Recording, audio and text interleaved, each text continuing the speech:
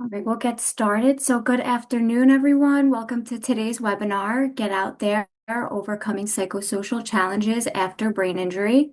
Thank you for joining us. My name is Annalise Massimo, and I am a Community Outreach Specialist at the Brain Injury Alliance of New Jersey.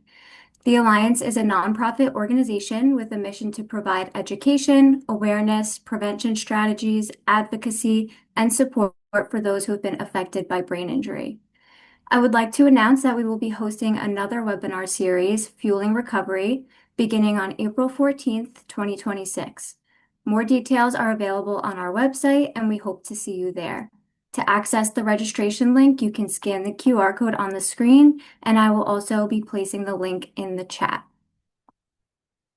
Before we get started, I'm also excited to share that BIANJ is hosting our second annual family camp this summer, taking place June 25th through June 28th at Happiness is Camping in Hardwick Township, New Jersey. Our family camp is an overnight experience designed for families affected by brain injury. So if you're interested in joining us, you can scan the QR code on the screen, and we'll also place the registration link in the chat so that you can access it easily. Just a few housekeeping notes before we begin the presentation. Attendees' microphones have been muted, so if you have any questions during today's webinar, please type them in the Q&A box.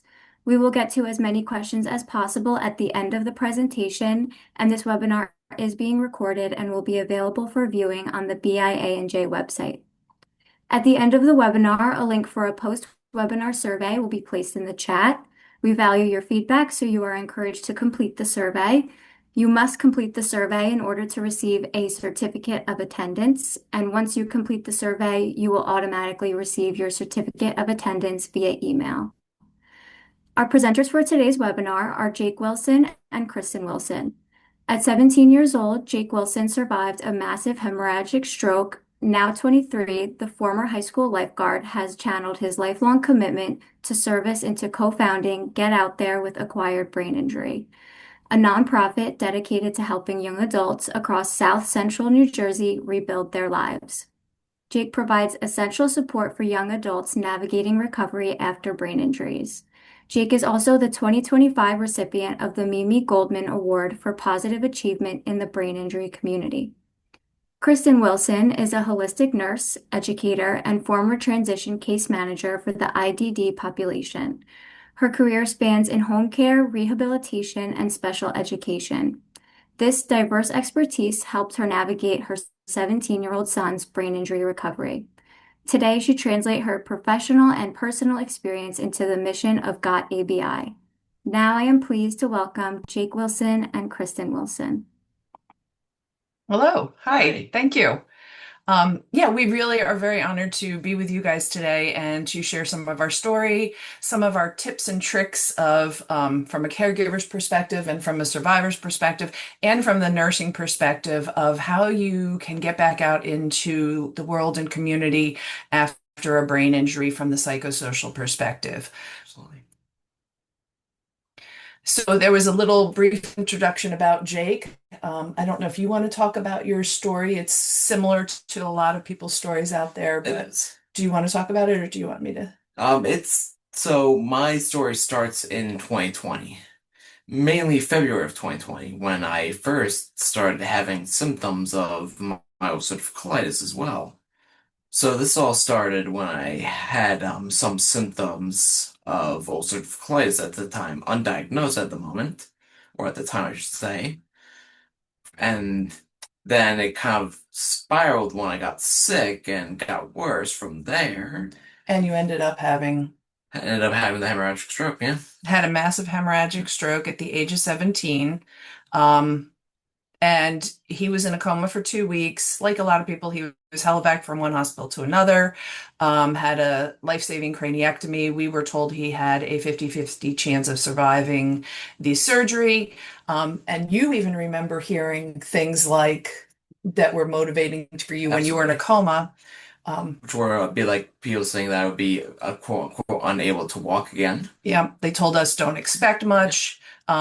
if there are any providers out there, never talk over top of a patient, assuming they can't hear just because they can't respond. Jake heard so much, and luckily it worked as a motivating factor for Jake. Yes, it Jake absolutely. kind of said, "Well, I'm hearing you tell me I'm not going to do much, and then I'm never going to walk again." But it motivated him, even within his coma, to Absolutely. Get going again. get going Yeah, again and show everybody they were wrong. absolutely. So he did. Jake had to learn how to walk and talk and swallow and breathe and Oh, everything. everything from Everything all scratch over again. again.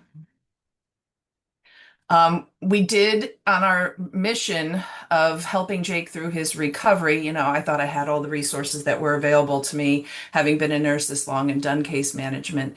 We thought we had all these resources nailed down. But what we discovered through Jake's recovery plan was that there were not a lot of psychosocial options for young adults specifically with brain injury during their recovery. Not a lot of support groups specifically for that demographic. And when we say young adult, we mean like ages 18 to 30, but we're finding that the 30 to 50-year-old category also is Has not a big gap. has a Well, big gap as well, and we'll talk about those gaps in a second. But that's why, Jake and I co-founded Yeah. Get Out There with Acquired Brain Injury, or GOT ABI, the nonprofit. We set up events for young adults, and we have support groups online virtually, and we just wanted to connect young adults that are trying to get back out there into life. But the experience of getting out there at a young adult level and the successes and the plans are not different at any age, really. So everything that we're going to talk about today spans the life. Absolutely. Yeah. So, very quickly, our objectives for today, we are going to analyze the psychosocial impact. And when I mean psychosocial, what I'm talking about is from a psychology mixed with a sociologic kind of your social interaction perspective. We're going to identify the specific developmental challenges faced by young adults after brain injury. We're going to implement some social reconnection strategies. We'll evaluate and apply practical tips. Jake and I have spent a lot of time talking about what we would want to share with you in terms of practical tips and what we have found with some of the participants in our program that have been successful for them to build new social connections. And we're going to identify pathways to community integration. We'll explore the role of community involvement for long-term emotional resilience during recovery. And I know that that word resilience gets thrown around a lot, and it is difficult to achieve, but we would like to talk about some of the things that'll make that easier. Absolutely. So I mentioned that we were going to talk about the community need. I'm actually going to quote right here Rick Willis, the president and CEO of the Brain Injury Association of America. There is an estimated 64 million adults in the US that have experienced a traumatic brain injury, and we're just talking about traumatic brain injury with that number. That does not include acquired brain injuries, and millions more have experienced brain injury as a result of a stroke, tumor, oxygen loss, or overdose. It's a complicated and dynamic disease process. No two brain injuries are like. Jake and I will talk about it in terms of like a fingerprint. Everyone has an individual fingerprint. No two are the same, and so is no brain injury. And no two individuals will have the same brain injury journey. I mean, each one is different. It's impossible to have the same one because each one is affected in different ways. Yeah, and we like to look at people holistically Absolutely. because An everyone individual. is an individual. Absolutely.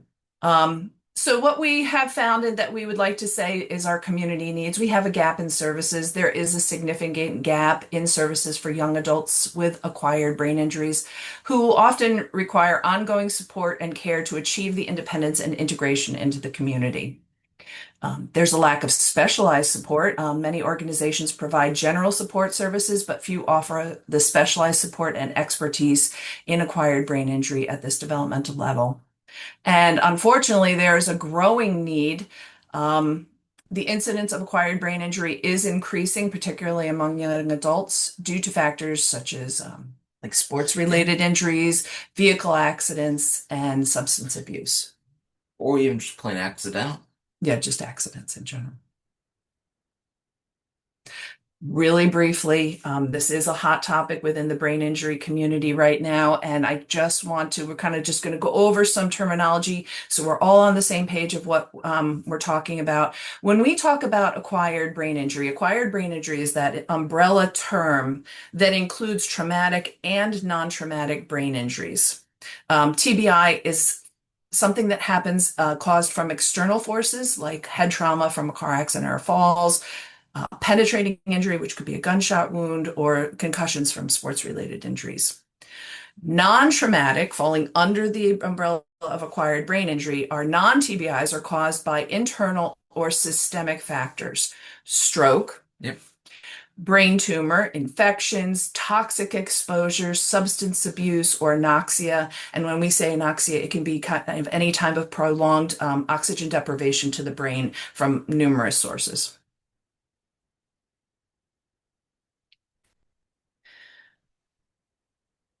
Acquired brain injury can affect any area of the brain, and very briefly, because we're not going to get into an anatomy lesson, but everybody's probably very familiar with how different parts of the brain control different parts of your body, including your breathing and your cardiovascular system. You know, all of your body system functions are controlled in different parts of your brain.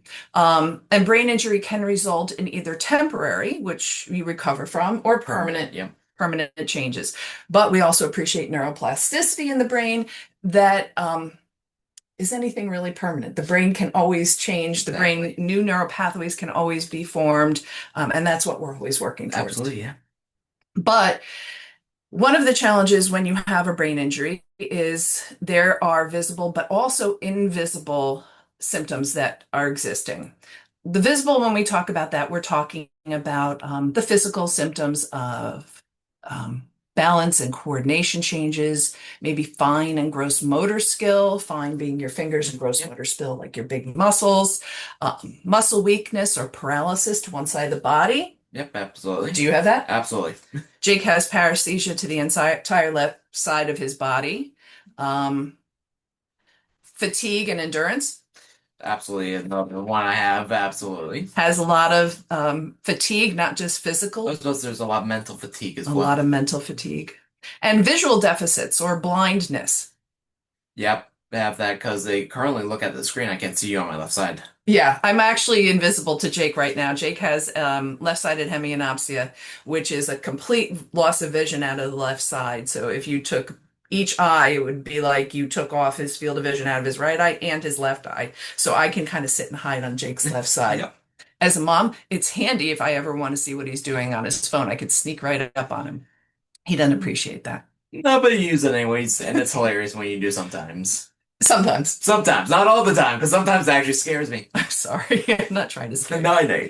There are also invisible symptoms that can continue, cognitive, emotional, and behavioral changes. We're talking about memory loss and trouble problem solving, reduced attention span, Yep. and slower processing speeds. And when we say slower processing speeds, that can be in processing things that you're hearing, things that you're seeing, or your response time to input. Absolutely. When you want to respond to something, it could take you longer to formulate a response, either physical with your body or verbal. Or even just hearing in general. Just hearing. Difficulty with emotional regulation. We have been challenged with that a lot earlier on in your recovery. There was a lot of emotional dysregulation that was difficult to overcome. Yeah. For caregivers and for you Yeah, as absolutely. survivor. Irritability, anxiety, depression. I think you still battle. Absolutely, yeah. I still have problems with anxiety of what if this could happen again? What if it could happen again? Changes in personality, impulsivity, and changes in your social skills.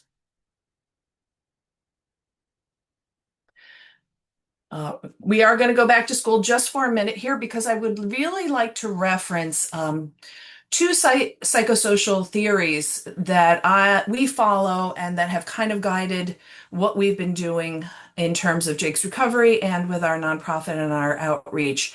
Erik Erikson had a psychosocial developmental theory, and it's not specifically for challenges after brain injury, but we're going to apply it to it. His is a little, he's kind of the grandfather of the psychosocial development theory, so we're going to spend a little more time on him in the next slide. But I would like to make a nod to Jeffrey Arnett right now. He's a more modern theorist who has kind of modified the original psychosocial theory from Erik Erikson. He said that there's a period of emerging adulthood, which is exactly that pocket that we're talking about in your age range and what we're dealing with, 18 to 29 or 30 years old. It's a period between adolescence and young adulthood. His theory came about because of some sociologic changes that have happened in society where back in the 1950s, when Erik Erikson made his theory, young adults at the ages of 18 to 20 sometimes would come right out of high school, go to work full time, get married, have kids, and seem to become adult or had to become adult much quicker than young adults do now. And so, because of those changes, Jeffrey Arnett posits that there is a period of emerging adulthood now in our society where that identity exploration, that instability, feeling like you're in between, you're not an adolescent, but you're also not an adult, is extending. But with that comes the sense of possibilities as well. Absolutely. In this stage, it involves a time of exploration in love and work and education before you settle into an adult role. Exactly. You feel any of that? Absolutely. The instability or the in-between? Absolutely.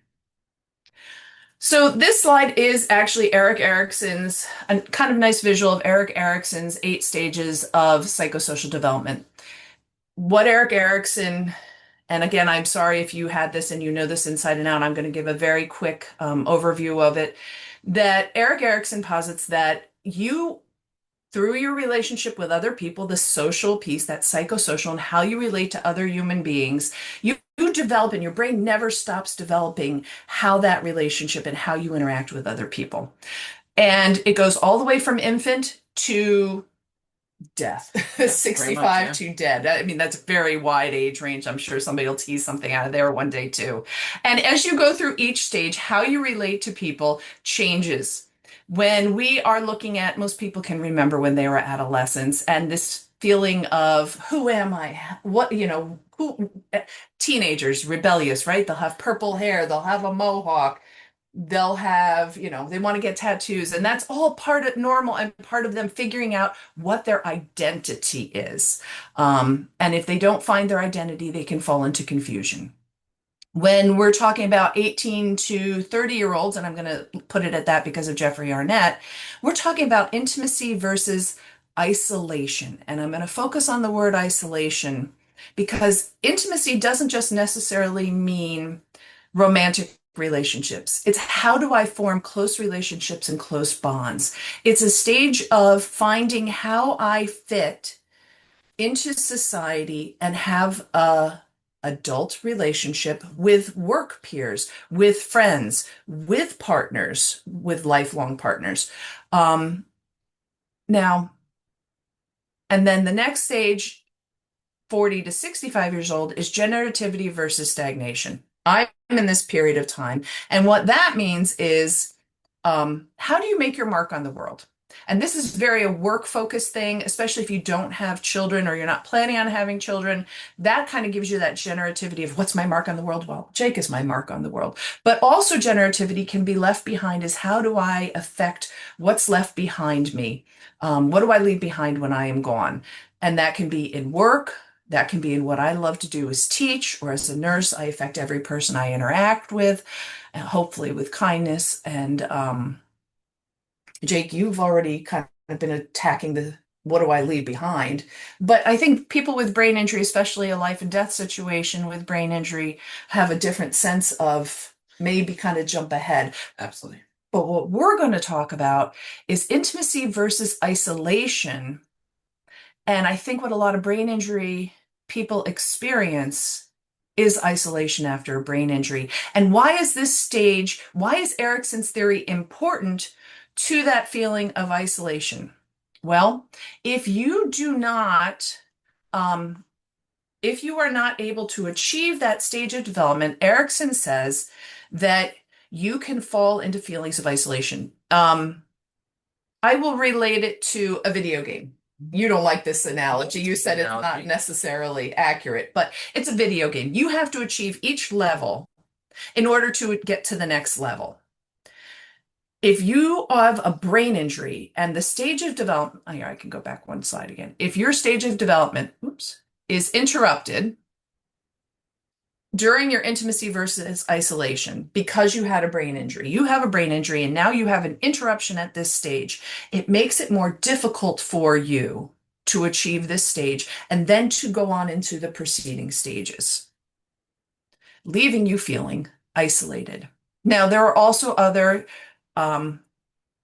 to come back to the idea of we've got the psychosocial development. We're now going to talk about some mental health issues, and it's all going to come together into a package in just a minute. There are also common mental health challenges after brain injury. We talked about them very briefly, but depression. Absolutely. Yep. Feelings of sadness, hopelessness, loss of interest in activities. Depression can be triggered by the injury itself. Mm-hmm. It can change the brain chemistry. Changes in brain chemistry or the emotional impact of the injury. That or also lifestyle changes as well now. That's an awesome point. Thank you. Yes, and lifestyle changes. You can also have anxiety, excessive worry or fear or anxiety that interferes with daily life. Absolutely, or social life as well. And your social life. And it can be related to uncertainty of recovery. Absolutely. Fear of future injuries, like you said, you're always worried that what if it happens again? Yeah. Or changes in your cognitive and physical abilities. Absolutely. Post-traumatic stress disorder. PTSD is a condition that can develop after a traumatic event, such as brain injury. Symptoms include flashbacks, nightmares, avoidance of the triggers that remind you of the individual trauma. And these can be caused from a TBI or a non-TBI type event. Definitely. Irritability and mood swings, changes in emotional regulation leading to irritability, mood swings, or explosive behavior. Yeah. And personality changes, changes in personality such as increased impulsivity, apathy, emotional reactivity, and even a neglect of a neglect meaning like Jake, you have a neglect on your left side with your arm. If you're not looking at it, I don't tend to use it, yeah. You don't use it. You almost forget it's there to use it. Yeah. But you can have that about your emotional status too, or your personality, where you just are neglecting that you have an illness or a deficit. It gets complex. I wouldn't call it complex. I would say you become numb to it. Maybe you become numb to it too. Yeah, that makes a lot of sense.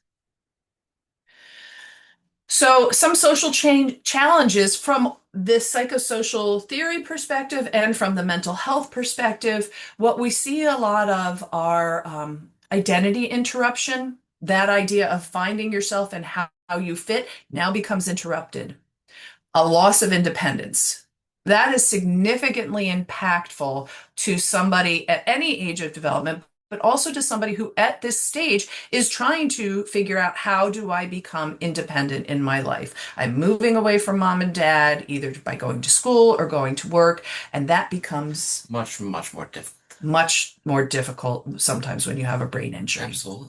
There can also be financial instability, lack of employment, lack of ability to achieve employment, lack of ability to negotiate a career path or education. Yeah, absolutely. Access to support can become challenging for some people. Either we're talking like social or family support. There are cultural and societal stigmas.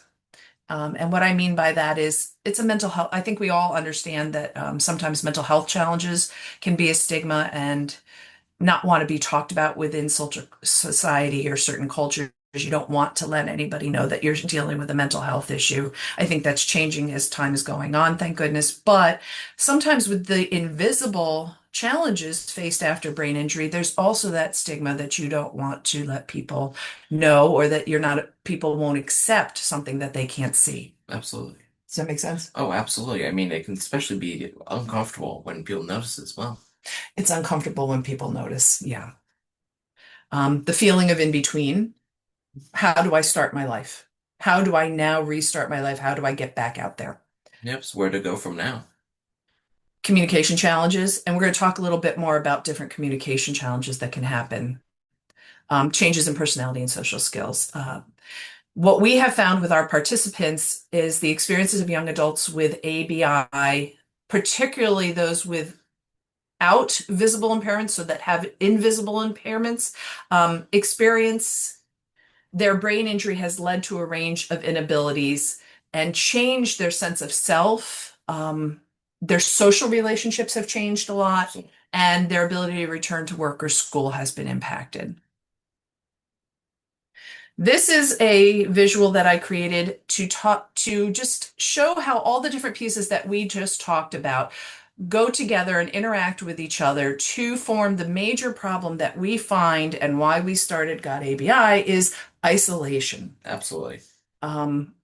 The psychosocial at the top, the social and cognitive, can affect your social and can affect your physical. The physical, loss of balance and coordination, fatigue, can directly affect your psychosocial. Absolutely. How you feel with your anxiety, how you feel with your depression can lead to isolation, can also affect how you socially interact now. And all three play together to lead to a challenge of isolation.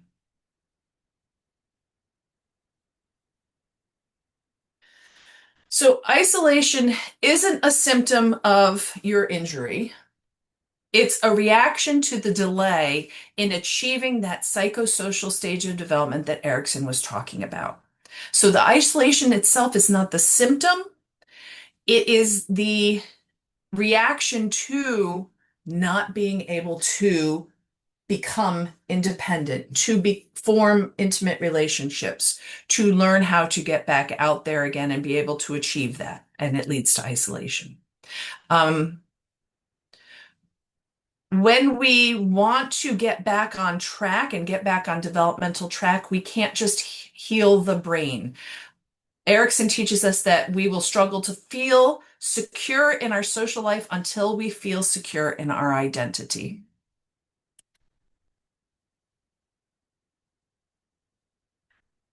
We're talking a lot about identity. And what do we mean by identity? And there is an interplay with identity and quality of life.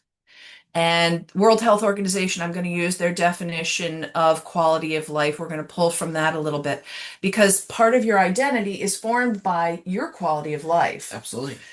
And quality of life is not just about your physical health. It is a subjective measure of how well your life aligns with your values.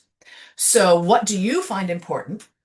Personally, like my hobbies, my relationships. And how are you able to achieve them or continue to do what you want to do? That's quality of life. Now, the role of identity in that is your identity is like the filter through which you define your value. For example, if you identified, I know you're not necessarily, but if you identified as an outdoorsman, like an active outdoorsman, and then your quality of life is very high if you're able to get out and go hiking or whitewater rafting or whatever that is. Now, if that same person, you, for example, suddenly has a physical limitation, your quality of life drops because your environment can no longer match your identity, how you defined yourself. And that shift, high quality of life, occurs when there is what we call identity congruence, meaning that your daily actions match the internal sense of who you are. And for people with brain injury, there becomes a disconnect, an incongruence between your internal self, and then how you're able to attain it. So quality of life can be defined with independence, with purpose and engagement, by reestablishing your identity with support and connection. I have a little notation here on the bottom. You can find the references at the end of all the slides, but there was an Australian study that involved 52 young adults, adult survivors of mild to severe, and I know that terminology is fading, but in the study they used the terminology mild to severe TBIs. And the participants underwent a neuropsychosocial evaluation and completed self-reported measures of their quality of life, which includes psychosocial functioning and social communication, at 15 years after their injury. And contrary to expectations, quality of life was not associated with the severity of the injury. So you would think the more severely you were injured, you would find your quality of life to be worse. That wasn't the finding at all. Um, it wasn't associated with socioeconomic status. It wasn't even associated with pre-injury functioning. What they found was a poorer quality of life was linked with more severe depression symptoms, greater perceived social communication. So if you had problems with depression, social communication, and difficulty with reduced cognitive flexibility at 15 years post-injury, the quality of life was found to be lower. So it wasn't necessarily what they had anticipated their findings to be. So that idea that the social communication difficulties and the reduced cognitive flexibility and are going to play into what we're going to talk about next is how do you get back out there? We're entering into the part of the presentation where we're going to give you some more helpful advice on what we have found. And I'd like to ask you right now, what is or do you find to be the biggest barrier to getting out there after your brain injury or somebody that you're caregiving's brain injury, or if you're a provider, what you find that your patients or your participants are finding is their biggest barrier to getting out there? Is it one, and you can just pop the number into the chat. I just kind of want to see what everybody is thinking. Is it one, physical limitations? Two, cognitive challenges? Three, social anxiety? Four, friend drift? Or five, loss of independence? I don't know. Does everybody have access to the chat? I'm not sure if everyone has access to the chat, but they may be able to pop it in the Q&A box also. Oh, okay. So Not. yeah, if you see anything pop up, you could let me know. And if you don't, that's okay. Just think about it. And for you, which one is it going to be that has made it the most challenging for you to get back out there?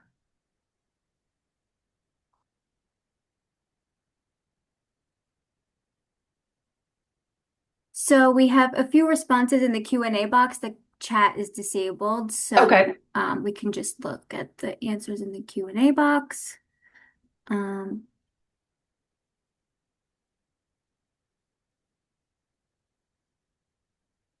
Let's see if I can get to the Q&A.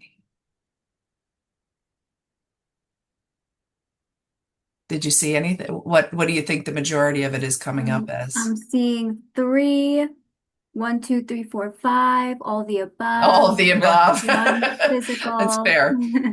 6, reliable resources. 1, Oh. physical. I am a caregiver, but the struggle is with safely allowing independence for us. Physical limitations and keeping and making friends. That's a That's big very one. difficult. Yeah, that's a big one. All of those, and everybody, like every brain injury, is going to be different. Absolutely. I had a feeling that a lot of people are going to be like all of the above. Absolutely. So, what are some of these barriers to reconnection and your quality of life? The fatigue factor, socializing actually becomes work after a brain injury. I think you Absolutely. found that. A 30-minute, just maybe you're meeting a friend for coffee for 30 minutes to a survivor, that can feel like for anybody else an 8-hour shift at work. Like you are fatigued Tired. more so than a neurotypical peer at this point. And that doesn't just mean you have to go home and sleep. No, you're just done. Yeah, you just have to Shut down for a disconnect little while. and shut down. Yeah, there can be sensory overload. There are some bad environments that can cause sensory overload, and it's different for every person. Absolutely. But environments like bars, loud restaurants, bright office spaces, doctors' offices, I know they have to see, but always bright Absolutely. and overwhelming with the fluorescent lights. They can act as physical barriers to conversation. We had mentioned processing speed earlier, and I'm talking very quickly, and I'm sure that it's much too quick for a lot of people, but you'll have the slides for later. processing speed, fast-paced conversations, fast-paced jokes, fast-paced group chats. If you've ever been in a group chat, people are just firing off responses, can feel like a movie playing at 10 times speed. There's also the communication gap, difficulty with word finding. Absolutely. Struggle with that all the time still. Yeah. Following the fast-paced conversations, or picking up subtle sarcasm or somebody's body language. Exactly. And then there's what we're going to call the confidence chasm. Chasm is just like something wide and gaping, right? That you can't get across. It's the fear of being found out. You said that earlier. Yeah.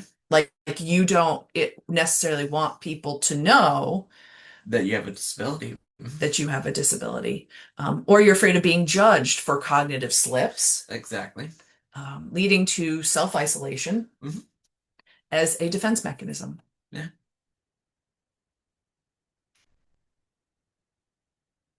So, what are some strategies for reconnection? Things that Jake and I have talked about and that our participants have given us tips on are what we call social scripting. And social scripting is practicing how to tell your story. Yes. What do I say when people asked what happened? I mean, we just go through our normal prompt that we normally go through. Right, but you practice that for a long Yes. time. You know, initially Jake and I would go into doctor's visits and they would say, "All right, wow, you're here. Tell me what happened." And Jake would just look at me. Yeah, because I didn't know what else to say. How do you have to, sometimes the stories are so involved, and how do you quickly communicate to people in different scenarios? It can be very challenging. How much do I share? How much do I not share? So what we say is practice social scripting. Come up with a pat answer for different situations. So Just something you can spit out quickly. yeah, something you can spit out quickly. Something you're going to have maybe one for your doctors. You might have another one just for you're ordering coffee, and all of a sudden your mind can't find the word coffee, which still happens to me all the time too. Like you can't find the right word. Let's have a script for what do I say to somebody? Or, for example, someone just knows that you have, like, let's say, a leg brace. Somebody notices you have your leg brace on, and they ask you what happened. Oh, you had that happen in Waffle once, didn't you? That's exactly. Like, what is my pat answer to make it quick, concise, and say only what I want to say? You might not want to disclose anything, but you might want to give people a little peek into what is the challenge. And this is where boundary setting comes in. Learning to say what you want to share and what you don't want to share, and also learning to say, my brain needs a break. I'm done. I need to go take a break without feeling guilty. Absolutely. I think even like at the holidays, family time. Oh, it's difficult. Yeah, it's very difficult. And Jake, I think you've practiced a lot being able to, in an environment, say, I got to go upstairs for a little bit. I'll be back, but I have to go take a break for a little bit I have, yeah. when And it also- becomes too much. Absolutely. And also it helps also if you communicate to people that you need that break prior to having to use that break. That's a great example. That's a great suggestion, is communicate ahead of time that I might need to take a break, and please don't be offended if I have to step out for a little bit just to catch some air or take a brain break. Exactly. Great suggestion. And that's part of the exit strategy. It is okay to leave early, and success is supposed to be measured in the quality of your interaction, not by the duration of your interaction. Or just by how much you enjoyed it as well. I think that's wonderful. How much did you enjoy the interaction? It's not always about like the other people. There's no measuring stick for the interaction. You shouldn't have to feel like you need to put on a show for these people. You don't have to put on a show, right? Your recovery is important. Absolutely. Plan for success. Connect in sensory friendly spaces. So we talked about a bar, or we had an outing. We had one of our events with the brain injury group, bowling. Mhm. For some people, it was successful. For some people, it was not. You left and you were exhausted. It was a lot of fun, but you were exhausted. It was a lot of fun, but I was very tired after. You were very tired. That was not the most sensory friendly experience. Loud music, flashing lights, banging balls and pins. And that does bother some people, and you took a break for 2 days after Yeah, that. really did. And that was good. That was fine, but you tried, and that's going to come up in a Absolutely. minute, right? But What we also offer, one of the events we offer are ability walks. We get together and we'll take a walk in nature, and we find that nature, and that's part of a holistic talk that I'm going to give at another time about how nature is healing for your brain and that it's very sensory friendly. So even though you have bright sun and blue sky and breeze, and I'm making it sound lovely, hopes of spring, right? Um, After the two blizzards we've after the had. blizzards we had, yeah, absolutely. Hopes of spring, that it's easier to interact in a sensory friendly environment without the pressure. Walk ahead, fall behind, communicate, don't take a break and be quiet in nature. That's easier for success. And peer support. Peer support is hard. It's hard to find the support. It's hard to find. This is why we started doing what we're Absolutely. doing with the nonprofit. But It can also be difficult to find the person that is similar to you as well. it's difficult to find somebody that's similar to you or that understands. Exactly. But when you can, that low pressure to perform happens when you are with other brain injury survivors who get it.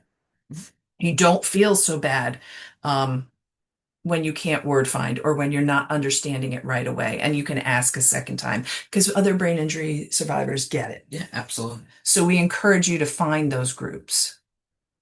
And it's not easy, I know. So caregiver. So if you are a caregiver or a supporter, here are some tips for you, because it is not all your responsibility. We can adapt how we interact with you to help you through your journey. We want to adapt communication. We want to use clear, simple language. We want to stay on one topic. And we want to give a lot of time for someone to respond to us. And if you're in a professional practice with survivors too, we need to be cognizant of that. I know as a nurse, sometimes you step into a room and you want to, from a nursing perspective. So tell me, do you have any pain today? How are you feeling? Did you have a bowel movement? All these things. But when somebody with a brain injury, we need to slow down, use clear, simple language, stay on one topic, and lots of time for them to respond because there may be processing delays. Manage socializing. For example, Jake and I are friends and we want to get together. It might be easier for me to say, let's get together. I'm going to come and visit. I promise you I won't stay long. It will be a short, quiet, one-on-one interaction to avoid overstimulation. And then I'm going to go. I'm not going to sit and cheer your ear off for an hour, right? Yeah, I'm going to respect you, and we're just going to have a short, quick, quiet visit. Or give them the breaks that they need, even if you want to stay longer. Give them the breaks that they need. Absolutely. Be proactive, but patient. Initiate contact. That's always nice because contact is sometimes makes it easier for someone to talk sometimes if you start a conversation with them. It was very challenging for you initially, I remember, to reach out to other people. But it was less challenging when people reached out to you. Offer specific help. I'm going to bring you macaroni and cheese tomorrow night. I know that's what you like. Don't say no. I'm going to bring you over some mac and cheese. And don't take cancellations personally. So if Jake had to cancel our dinner date suddenly because it just wasn't going to be a good day for him, that's okay. And we need to understand that. Keep memories alive. Discuss shared experiences, look at photos, and listen to familiar music. This was because there could be memory issues. Absolutely. You and I talked about this. Yes, we have. And you said you didn't even remember saying this, but we used to camp a lot before Jake had the stroke. And one of the things when he came home and he was about a year into his recovery, he said, I would really like to camp and go visit the places that we used to go to because I don't remember them. Exactly. And I know they exist and I know that we had good times there, but I want to go back so that I can bring the memories back. And did it work? Absolutely. It did, yeah. Revisiting those places for Jake helped to bring back all the memories from from our trips. Be understanding, educate yourself on your person's specific injury, and avoid saying things like, right, you don't look like anything's wrong with you. You look great. You don't look like anything's wrong. Or, you know what, if you just tried harder, don't say those things. We don't know what's going on, and we know it's a brain issue. It's not necessarily something that we're going to see. Um, Redefine fun. Fun might look different now. Fun Absolutely. might not be whitewater rafting anymore. Fun And might fun might be not be going out at night anymore, having big get-togethers and things like that. right, no more big get-togethers. Suggest less demanding activities like watching a movie or taking a short walk. Or just playing games at your house even. That's a great suggestion. Don't take it personally. It's up to us to try and understand our brain injury people and not take it personally when they have this social withdrawal due to fatigue or their cognitive challenge. And consistency, I think, is very important. Setting regular scheduled times to connect, which helps with cognitive fatigue and memory. Jake has a friend that used to be in person but moved away, and now they are just pretty much online Yeah, friends. But exactly. every Friday night after Eric gets off of work, Oh, yeah. you and Eric are going to play games. Exactly. And that consistency, and you can prepare for that by resting for the day ahead of time and being ready to play with Eric at the And time. doing things I need prior to it. Exactly. How we doing time-wise? Oh boy. Oh shoot. We're going to go over. Okay. Um, Digital struggle. How does social media make you feel during your recovery? We want to talk about social media very quickly. I was going to post this in for a question, but because I am over talking, we will say social media and the digital problem can make you feel connected, can make you feel overwhelmed or excluded. The idea of FOMO, and I think everybody has FOMO with social media, that fear of missing out, seeing other people's lives and feeling like their lives are better than yours. You cannot, you said sometimes it doesn't bother you at all, but these are feelings that I think you have had. Sometimes it's a good way to stay connected, but sometimes it can be overwhelming. And sometimes you feel like you're missing out on stuff. Absolutely. So here are some of our tips for how do you get by in a digital world. There can be texting anxiety Mhm. and difficulty with the speed of social media. So using voice notes, Absolutely. delaying, that actually helps you to delay your response and manage your processing speed. Mhm. So you can say something, digitally record it, read it over again, wait to send it until you're sure that's the response you want, gives you time to think about it. Absolutely. Speech to text Helps me still to this day. still helps you to Mhm. this day. And what we're going to call micro connections in terms of you now through digital connections can join one group at a time or just one text at a time. You don't have to be in a room with 6 people. You can choose to just pull out and have one chat, one conversation. You can manage it. Absolutely. We recommend for digital or IRL in real life Yeah. a slow re-entry plan. Choose low stakes environments, the quiet coffee shop versus the loud party. Absolutely. Yeah. And that applies online too. You don't want to jump right into, like, you game. Yep. Yep. So when you were gaming, you didn't want to jump right into, what is that called? The room? Where would you meet everybody in the game center? Oh, I guess the hub. The hub. You don't want to go into those areas. It's better to go off, play the game, and not get overwhelmed with that type of environment. Um, and then setting a social timer. What does Dad call this? Oh, leaving before the Leave while the party's leaving still while the party's good. still good. Yeah. Yeah, set your social timer, even with social media. Leave before your brain fatigue hits. Leave while the party's still good before you get worn out.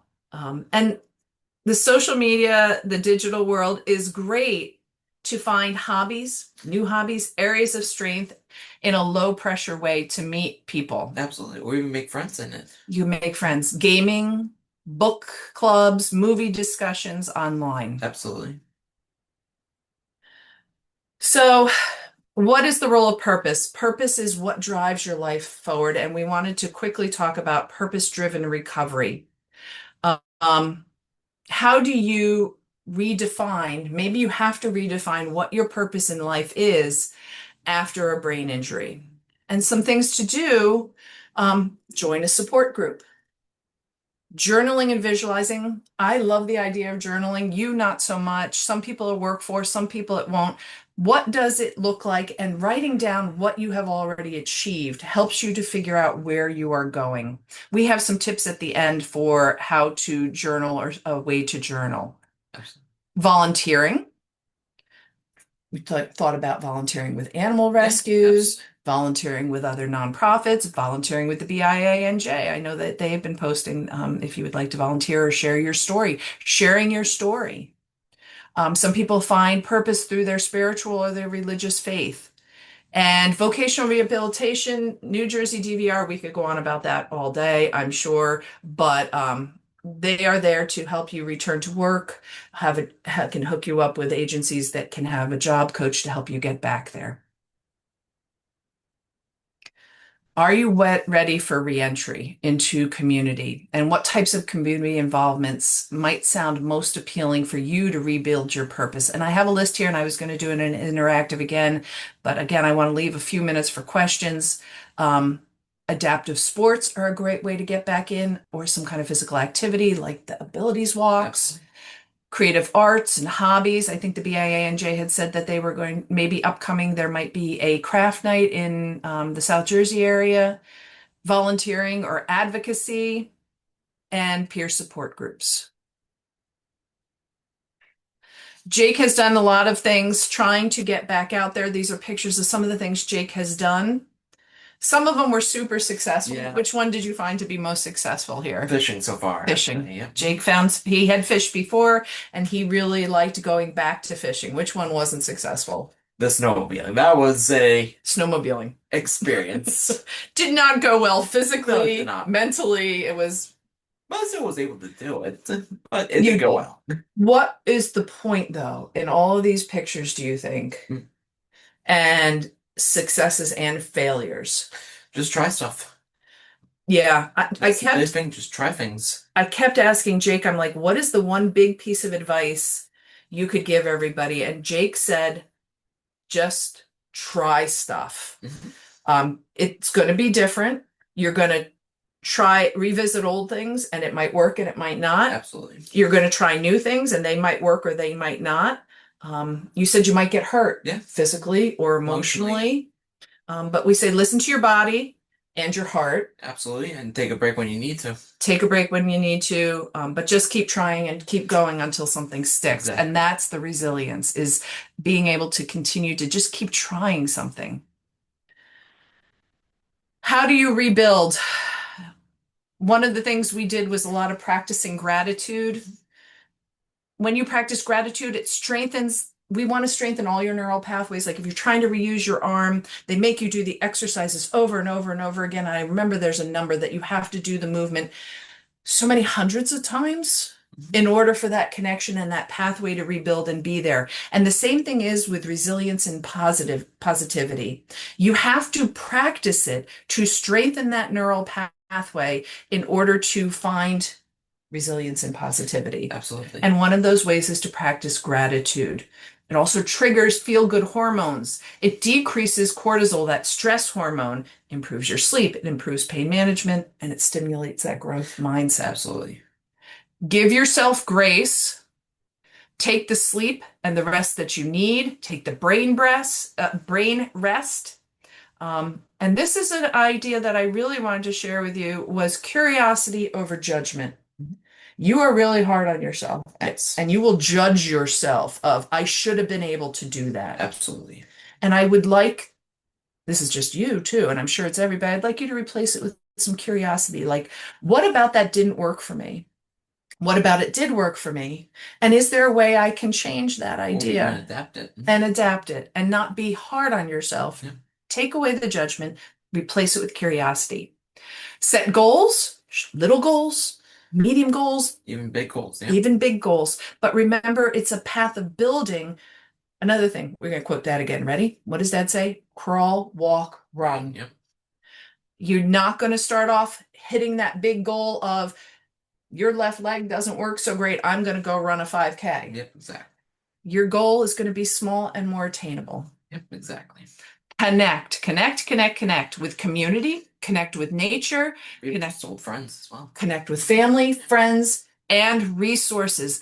Unfortunately, it is a lot of times going to be up to the brain injury survivor to reach out for the help. And locate the services. It's the world we're living in now. There are a lot of services available. The BIANJ is a great resource to help connect you with resources. We're here too if anybody wants to talk to us more, but you sometimes do have to be the one that reaches out for the help. And the last one I wanted to talk about is celebrate. Celebrate. We didn't do it enough before your stroke, and I think we do it a lot more now as we celebrate every little thing we can think of to celebrate. Every year for Jake's birthday, his stroke happened a week after his birthday. So we celebrate Jake's, and I know you don't love this. Sometimes it's just for me. I'm not going to lie.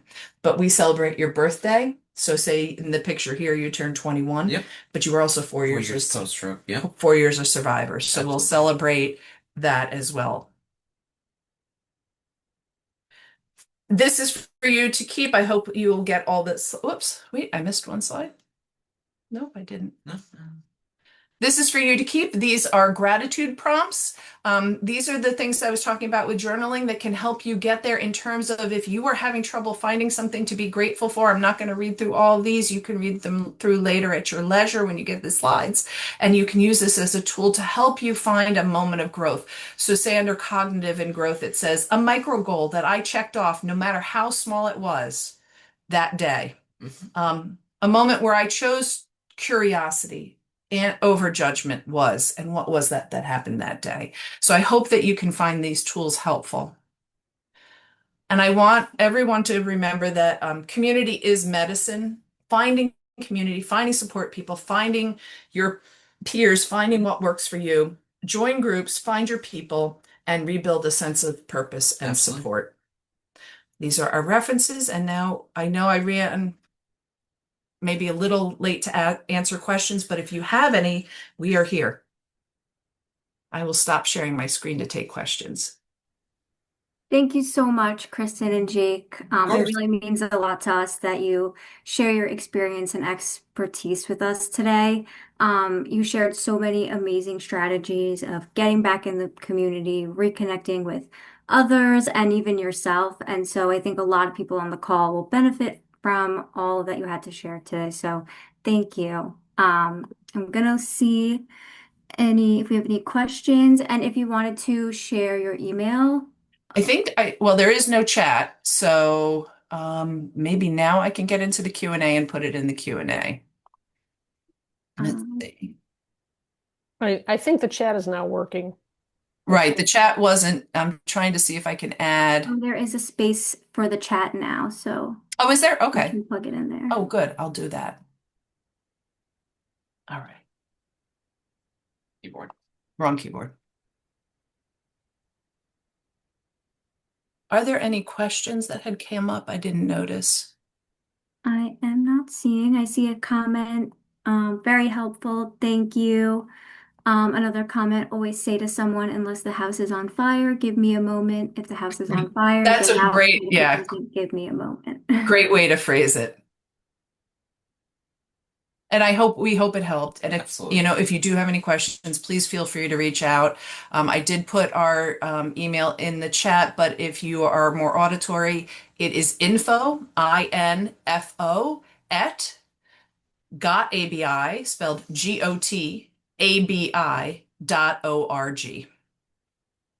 Awesome, we got it. Okay, so one final reminder before the end of this call, please complete the post-webinar survey. The link can be found in the chat, and you'll automatically receive your certificate of attendance via email after you complete the survey. Thank you again for attending and for all of your thoughtful questions and comments. We hope to see you at the April 14th webinar. This concludes today's webinar. Thank you, everyone. Thank you. Thank you.